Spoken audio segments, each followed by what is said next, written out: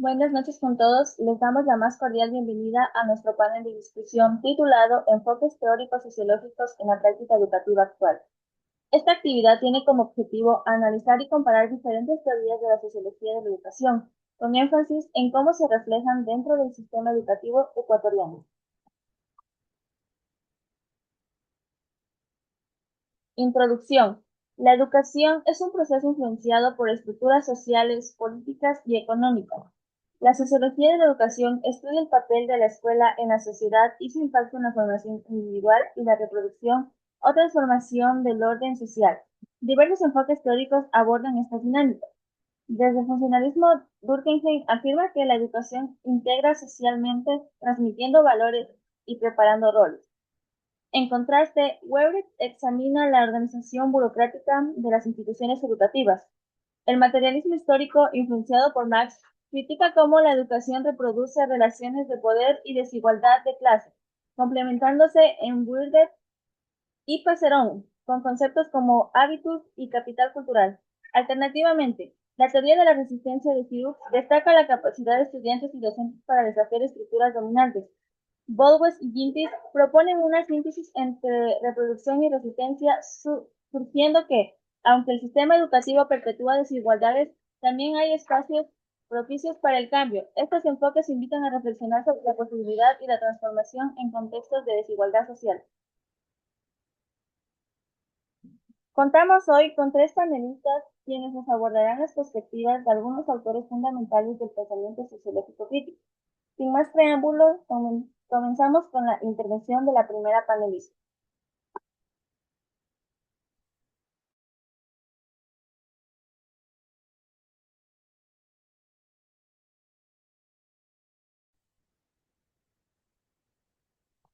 Funcionalismo Durkheim. El funcionalismo se caracteriza por un enfoque empirista que preconiza las ventajas del trabajo de campo. También sostienen que todos los aspectos en una sociedad, como instituciones y normas, cumplen un propósito y son esenciales para su supervivencia. Además, el funcionalismo se basa en la idea de que las difusiones en la sociedad pueden ser analizadas y corregidas, similar a cómo un médico diagnostica y trata enfermedades en un paciente. Durkheim, uno de los padres de la sociología, quien eleva el rango de la ciencia a la sociología en las reglas del método sociológico, desarrolla un carácter positivo. Teorías comprensiva de la burocracia Weber. También conocida como interpretativa, es una tradición sociológica muy importante que ha tenido fuertes persecuciones en el ámbito de derecho, la filosofía, la economía, la historia y, por supuesto, en la teoría sociológica educativa. Weber considera que la burocracia es un instrumento de dominación. Además, conceptualizó la burocracia como un sistema organizativo caracterizado por la racionalidad técnica y la eficiencia en la coordinación de actividades colectivas. La teoría comprensiva desarrollada por Marx se enfoca en entender el comportamiento humano mediante la interpretación de sus acciones y motivaciones. Damos paso a nuestra segunda panelista.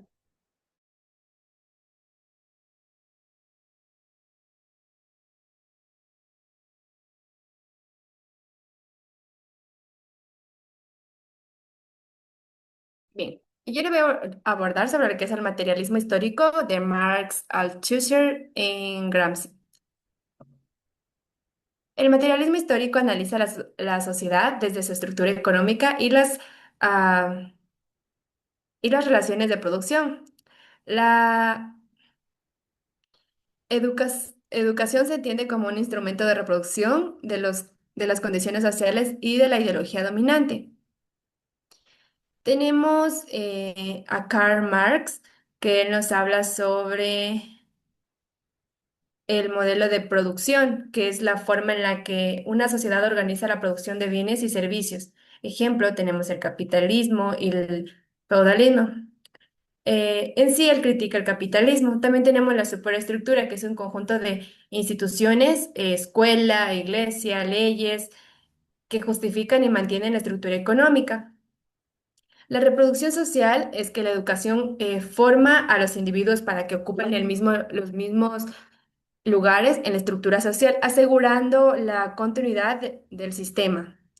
Un ejemplo tenemos en que la escuela enseña valores y habilidades que el sistema educativo necesita, como la puntualidad y la obediencia. Es algo que destaca Karl Marx. Como segundo autor tenemos a a Luis Halter. em, Tenemos el apartado ideológico, él destaca el apartado ideológico del Estado, que son instituciones como la escuela, la familia y los medios de comunicación que transmiten la ideología dominante. También destaca la ideología, que es un conjunto de ideas que justifica el poder de la clase dominante, y su función de la escuela es inculcar la ideología dominante y preparar a los estudiantes para aceptar un lugar en la sociedad. Un ejemplo de ello es el currículo escolar, que refuerza la obediencia y el respeto de la autoridad. Anthony Rasmi destaca la hegemonía, que en este caso es el dominio cultural de una clase sobre otras, logrando más por consenso que por la fuerza. La Inte también destaca los intelectuales orgánicos, que son personas que surgen de una clase social y ayudan a difundir su visión al mundo.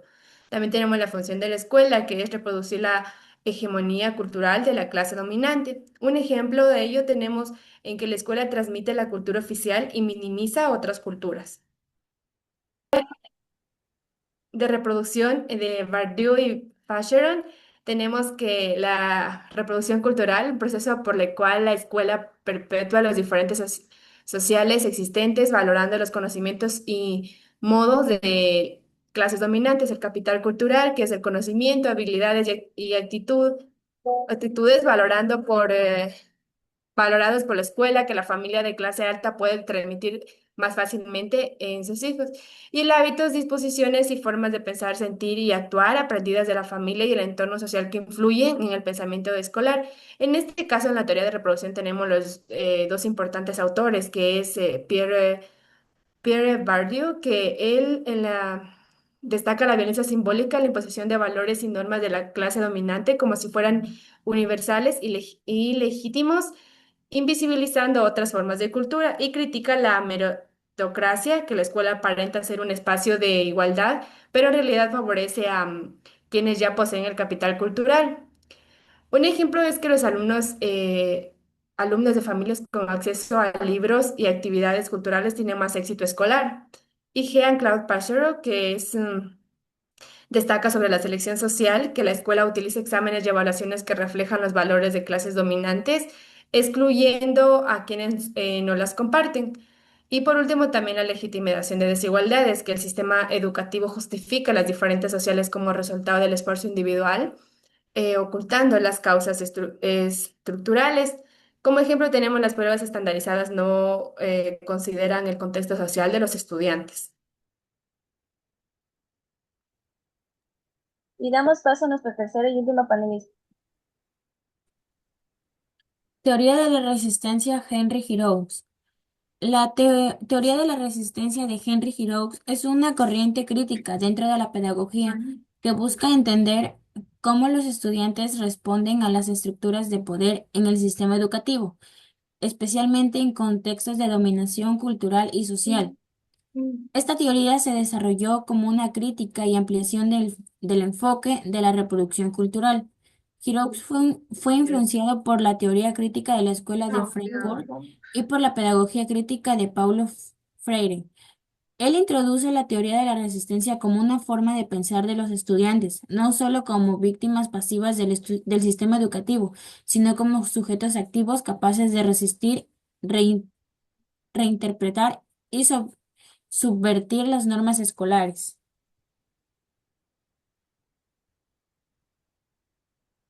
Teoría de la reproducción y la resistencia. Bowles y Hintis. La teoría de la reproducción y la noción de Todos resistencia en el bienvenidos a este pensamiento espacio. de Samuel Bowles y Herbert Hintis surgen en el contexto de una crítica marxista al sistema educativo capitalista, especialmente en la década de 1970. Su obra más influyente es Schooling y Capitalist America 1976. Plantea que la educación no es un espacio neutral ni una vía de ascenso social meritocrático como muchas veces se presentan, sino que cumple un papel central en la reproducción de las desigualdades sociales. Desde esta perspectiva, la escuela funciona como un aparato ideológico del Estado, inspirado en Atsun, que inculca valores, normas y comportamientos funcionales al sistema económico. Según Bowles y Hintis, existe una correspondencia estructural entre el sistema educativo y el sistema laboral. Es decir, las jerarquías y la obediencia a la autoridad, la puntualidad y la competencia que se fomentan en la escuela preparan a los estudiantes para integrarse en un mercado laboral dividido por clases.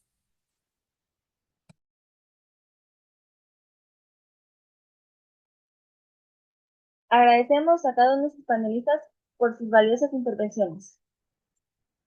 A continuación tenemos una ronda de preguntas. Para nuestra primera panelista, Ruth Samaniego, tengo las siguientes dos preguntas. Primera pregunta, ¿cómo concibe Durkheim la función de la educación en la sociedad? Durkheim concibe la educación como una herramienta clave para construir y mantener el orden social, al formar personas moralmente responsables, integradas en su cultura y funcionales al sistema social. Mi segunda pregunta para ti es, ¿qué papel juega la burocracia en el sistema educativo según Weber? Para Weber, la burocracia en el sistema educativo garantiza orden, eficiencia y universalidad, pero también conlleva el riesgo de rigidez, despersonalización y control excesivo.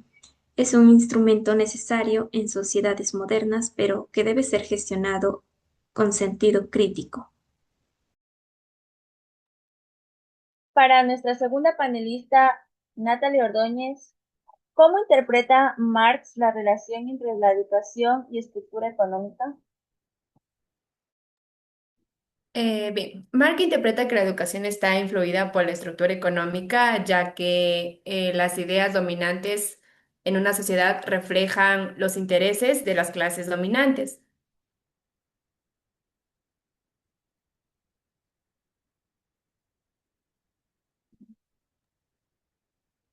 Mi segunda pregunta para ti es, ¿de qué manera la escuela contribuye a reproducir las jerarquías sociales existentes?